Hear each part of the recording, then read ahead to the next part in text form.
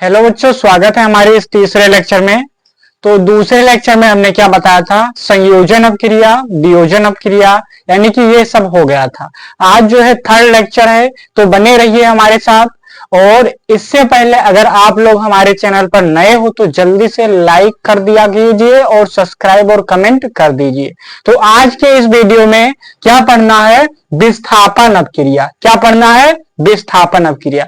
विस्थापन अपक्रिया का डेफिनेशन आप लोगों को कैसे लिखना है, आइए पता करते हैं। ये क्या होता है, इसका डेफिनेशन कैसे लिखें? वह रासायनिक अपक्रिया, वह रासायनिक अभिक्रिया जिसमें किसी परमाणु के समूह के स्थान पर, कहां पर? समूह के स्थान पर कोई अन्य परमाणु का समूह क्या हो जाए? जुड़ जाता है। जुड़ जाता है तो उसे क्या कहेंगे? विस्थापन अपक्रिया कहते हैं। क्या कहते हैं? विस्थापन अभिक्रिया। मतलब इसका डेफिनेशन कैसे लिखना है कि वह रासायनिक अपक्रिया जिसमें किसी परमाणु के समूह के स्थान पर कोई अन्य परमाणु का समूह आकर के क्या हो जाए? जुड़ जाता है, तो उसे क्या कहते हैं? विस्थापन अपक्रिया कहते हैं। जैसे उदाहरण में हमने क्या लिया? जिंक, और ये क्या हुआ? कॉपर सल्फेट है। और जब इसकी हम लोग अपक्रिया कराते हैं तो यहां पर क्या हुआ? SO4, इसके स्थान पर कोई दूसरा आकर के क्या हो गया? जुड़ गया। सल्फेट जिंक के पास में आ गया, तो उसे क्या कहेंगे? विस्थापन अपक्रिया। यहां पर कॉपर जो है अलग हो गया। तो विस्थापन अपक्रिया का आप लोगों को डिफिनेशन कैसे लिखना है? इसका डिफिनेशन कैसे लिखना है कि वह रासायनिक अपक्रिया जिसमें किसी परमाणु के समूह के स्थान पर, मतलब परमाणु के समूह के स्थान पर कोई अन्य परमाणु का समूह आकर के जुड़ जाए, तो उसे क्या कहते हैं? विस्थापन अपक्रिया। आप लोग डेफिनेशन भी लिख लीजिए। बोल रहे हैं कैसे लिखना है कि वह रासायनिक अपक्रिया जिसमें किसी परमाणु के समूह के स्थान पर कोई अन्य परमाणु का समूह आकर के जुड़ जाए, तो उसे क्या कहते हैं? विस्थापन अपक्रिया कहते हैं। नेक्स्ट पॉइंट में आप लोगों को हेडिंग डालना है द्विविस्थापन अपक्रिया। क्या डालना है? द्विविस्थापन अपक्रिया।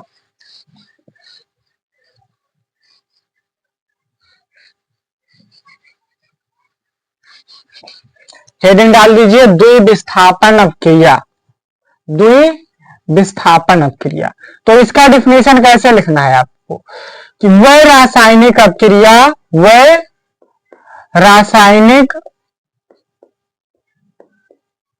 अभिक्रिया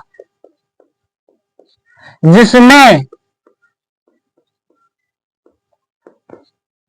परस्पर दो आयनों का विनिमय होता है, दो आयनों का क्या हो? विनिमय होता है, तो उसे क्या कहते हैं? द्विविस्थापन अपक्रिया। क्या कहेंगे? द्विविस्थापन अपक्रिया।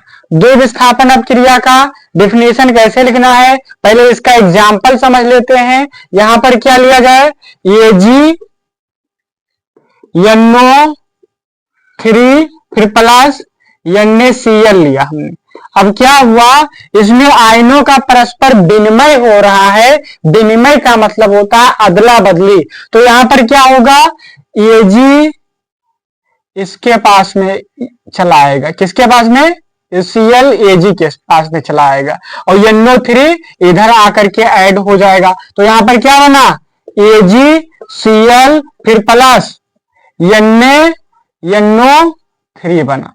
क्या बना, सोडियम नाइट्रेट बना। तो इसमें क्या हो रहा है, इसमें आयन कितने हैं, 1 2, और ये दो आयनों का क्या हो रहा है, विनिमय, मतलब NO3 आकर के सोडियम के पास चला गया और जो Cl है आकर के सिल्वर के पास में ऐड हो गया। तो इसमें दो आयनों का क्या हो रहा है, विनिमय। विनिमय शब्द का मतलब क्या होता है, अदला बदली हो रहा है, तो उसे क्या कहेंगे, द्विध विस्थापन अपक्रिया। द्विध विस्थापन अपक्रिया का आप लोग डिफिनेशन भी लिख लीजिए। कैसे लिखना है कि वह रासायनिक अपक्रिया जिसमें परस्पर दो आयनों का विनिमय हो तो उसे द्विध विस्थापन अपक्रिया कहते हैं। अब नेक्स्ट पॉइंट में आप लोगों को हेडिंग डालना है उदासीनीकरण अपक्रिया।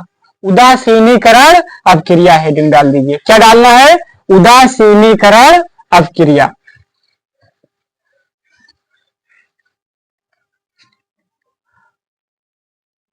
उदासीनीकरण अपक्रिया।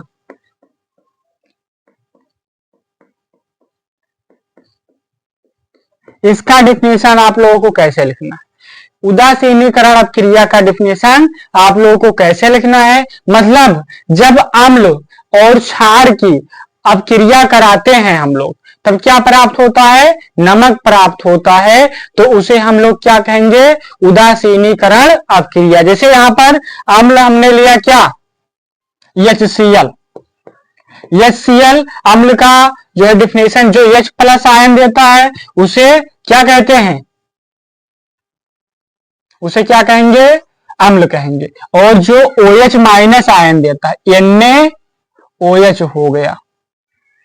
और यहां पर क्या हुआ, NaOH हुआ मतलब अम्ल हुआ, और क्षार हुआ। जब हम लोग इसका यानी कि रिएक्शन करवाते हैं, अपक्रिया करवाते हैं, तो यहां पर Na के पास में आकर के Cl जुड़ जाता है। H की संख्या एक यहां पर है और एक यहां, तो H की संख्या कितना हुआ, 2। तो यहां पर Na ऑलरेडी था तो Na हमने लिख दिया, और Cl उठ करके सोडियम के पास में आकर के ऐड हो गया। आप बताइए, प्लस यहां पर हम लगाए, H की संख्या कितना, 1, और एक H यहां पर, H कितना H हुआ, 2H, और क्या बच रहा है, वो बच रहा है। तो यहां पर क्या बना, जल, मतलब H2O बन गया। ये किसका सूत्र होता है, लवण का। किसका, लवण का। अब उदासीनीकरण अपक्रिया का आप लोगों को डिफिनेशन कैसे लिखना है कि जब, क्या लिखना है, जब ये क्या है, अम्ल। अम्ल क्यों है, क्योंकि ये कौन सा आयन दे रहा है, H+ आयन दे रहा है, और ये क्या है, क्षार है। क्या है, क्षार। अब क्षार क्यों है, क्योंकि ये OH यहां पर माइनस आयन दे रहा है, इसलिए ये क्या है, क्षार है। तो इसका डिफिनेशन हम लोगों को कैसे लिखना है कि जब अम्ल और किसकी, क्षार की क्या करवाते हैं, अपक्रिया, और अपक्रिया कराने के बाद में प्राप्त क्या क्या हुआ, लवण और जल। क्या प्राप्त हुआ, लवण, तो क्या प्राप्त होता है, लवण और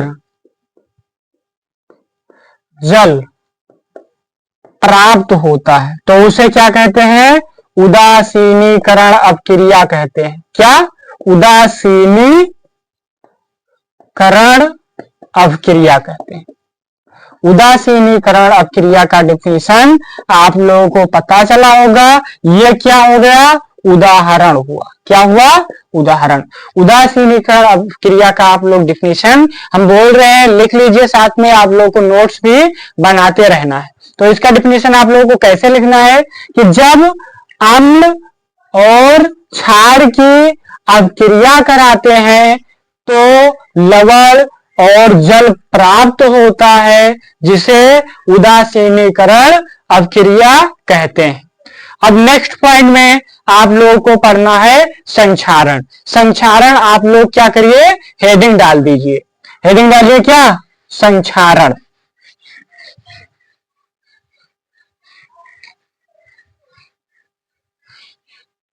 हेडिंग डालना है क्या, संक्षारण।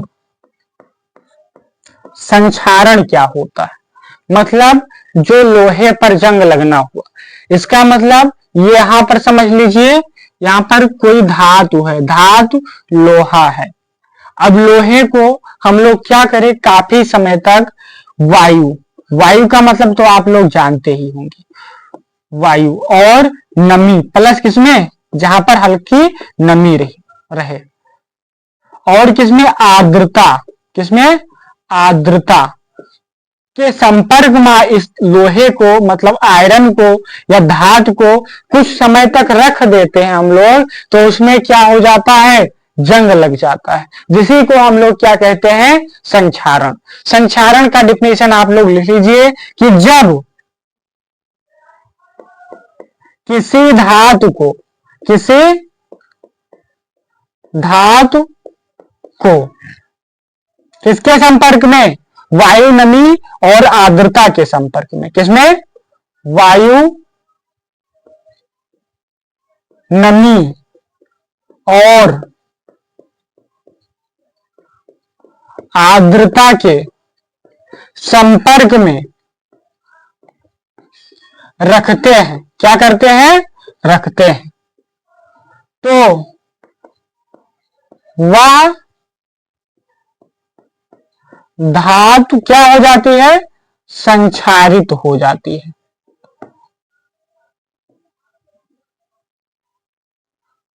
जिसी को हम लोग क्या कहते हैं, संक्षारण कहते हैं। क्या कहेंगे उसको, संक्षारण।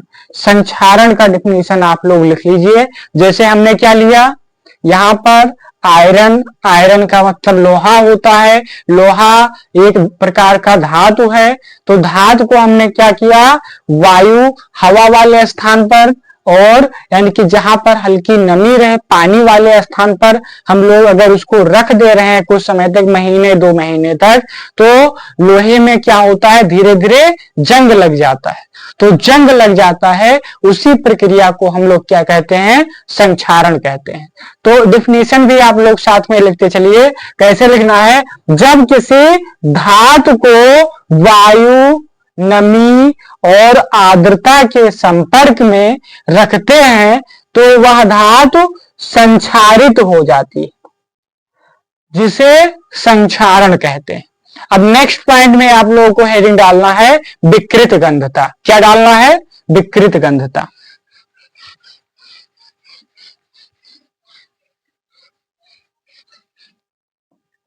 हेडिंग डाल दीजिए विकृत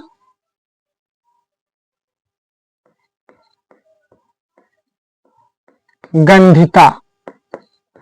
विकृत गंधता का डिफिनेशन आप लोगों को पहले समझ लेते हैं क्या होता है विकृत गंधता। मतलब जब कोई खाद्य पदार्थ होता है, मतलब खाने वाला चीज होता है, उसे हम लोग क्या करते हैं, वसा व तेल के संपर्क में रख देते हैं, तो क्या हो जाता है, उसके स्वाद में परिवर्तन हो जाता है, जिसे हम लोग क्या कहेंगे, विकृत गंधता। जैसे उदाहरण के लिए हम लोग कोई अचार बनाना हुआ, अचार का मतलब जैसे उदाहरण के लिए अचार हुआ, मान लीजिए हम लोगों को आम का अचार बनाना है। किसका अचार, आम का। और आम के अचार को किसमें रखते हैं, वसा मतलब फैटी चीज होती है कि नहीं, प्लस तेल के संपर्क में रखते हैं। किसके, वसा और तेल के संपर्क में रख देते हैं कुछ समय तक, तो क्या होता है, उसके स्वाद में क्या हो जाता है, परिवर्तन हो जाता है। क्या हो जाता है, परिवर्तन, जिसी को क्या कहते हैं, संक्षारण कहते हैं। संक्षारण मतलब जब अचार बनाना हुआ, अचार यानी कि आम के टुकड़े को तेल में रखते हैं कुछ समय तक, और रखने के बाद में उसके स्वाद में कुछ समय के बाद में परिवर्तन हो जाता है। इस प्रक्रिया को हम लोग क्या कहेंगे, यानी कि विकृत गंधता। विकृत गंधता का डिफिनेशन बता रहे हैं, आप लोग साथ में लिखते चलिए। इसका डिफिनेशन कैसे लिखना है कि जब किसी खाद्य पदार्थ को किसमें, वसा व तेल के संपर्क में रखते हैं, तो उसके स्वाद में परिवर्तन हो जाता है। क्या हो जाता है? परिवर्तन हो जाता है, जिसे क्या कहेंगे? जिसे विकृत गंधता कहते हैं। क्या कहते हैं? विकृत गंधता कहते हैं।